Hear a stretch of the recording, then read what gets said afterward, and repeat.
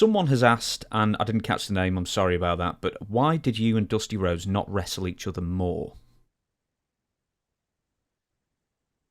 I don't I don't know the real reason, but the first time I was booked with Dusty was in Roanoke, Virginia, and I never met Dusty, but we're in the locker room, and Boris Malenko was my manager, and Dusty comes in, and I'm scheduled to wrestle him, and he comes in and introduces himself, and I said, "Nice to meet you," blah blah blah, and he says, "We're working today." I said, "Yeah, I understand," and he notices Boris is sitting there. Well, he and Boris evidently had a real bad relationship from something that transpired in Florida. And he says, "Boris, uh, how are you?" He says, "Fine." He says, "I'm Bill's manager." And thus he got this strange look over his face. And he said, "Well, I guess you made him a shooter." He says, "Well, he's not completely a shooter, but he can handle himself." He says, "Okay." So Dusty turns around and leaves. I go back out. They changed the match. I didn't work with Dusty. And I don't know what transpired, but I probably only worked with Dusty 2 or 3 times. I had no animosity towards him, but I think maybe he thought that my dealings with Boris or my tutelage with Boris was going to come back. I don't know. So you never ever found out the reason for Dusty and No, Boris's because we issues? were really never in the same territories.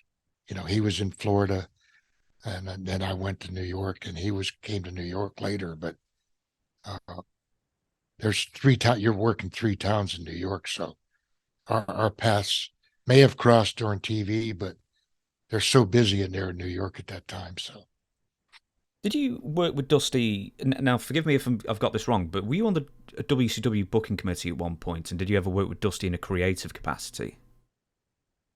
no, I was never on a committee. I worked with. I was booking with Ole. I took care of some towns with Ole, but my only dealings with uh, Dusty when he was in WCW was that my wife. I don't know if you remember the the gimmick that Buff Bagwell had before, Handsome Stranger. Yes, in Global. My Yeah, wife, my wife came up with that character, really. and yeah, and she was a big fan of that movie, and she thought, man, that's a good character for wrestling. So she came up with the character. We gave it to Buff Bagwell, and Buff got approached by Dusty to bring the character to WCW. Hmm. And my wife said, "That's fine." She said, "I just like a small percentage of it." So she met with Dusty and okayed it, but evidently Buff didn't want to give the percentage up. So Dusty tells Buff, he says, I want the character Handsome Stranger. I don't know what to do with you." So she she got nothing out of it, and she's not going to let it go because her attorney, when they patented, said no, they have to pay you. So he went to WCW, but he didn't go as a Handsome Stranger, which was a dumb move. 10%. I mean, for God's sakes, that's nothing. I didn't realise that, there was, quite frankly, much trademarking of names sort of, outside of WWF and WCW at that time. Yeah, she's a smart lady. Yeah, evidently so.